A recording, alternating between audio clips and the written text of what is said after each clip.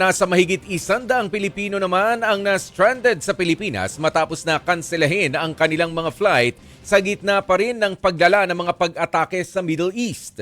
Sa isang social media post, sinabi ng Department of Migrant Workers Secretary Hans Leo Kakdak na higit 100 ang overseas Filipino workers na ang hindi nakabiyahe palabas ng bansa at kasalukuyang tinutulungan ng Overseas Workers Welfare Administration o OWA. Nabigyan ng tulong sa akomodasyon at transportasyon ang mga naturang Pinoy. Nanawagan din ng OWA sa mga OFW sa Middle East na sundin ang mga abiso na inilalabas ng Embahada ng Pilipinas at ng mga lokal na otoridad kaugnay ng sitwasyong panseguridad sa kanilang mga lugar.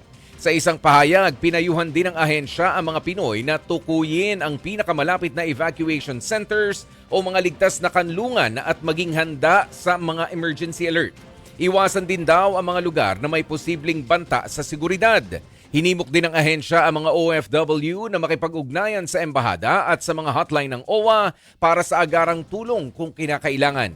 Saklaw ng advisory ang mga Pilipino sa mga bansang Israel, Jordan, Oman, Qatar, Lebanon, United Arab Emirates, Bahrain, Kuwait, Saudi Arabia at Iran.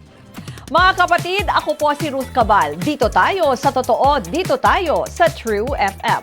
Mag-follow at mag-subscribe din po kayo sa aming social media accounts at True Network PH. Diyan po yan sa aming X na dating Twitter, sa FB, sa Instagram, sa YouTube, sa TikTok at sa mga podcast. At syempre, tutok din po kayo sa Signal True TV Channel 19.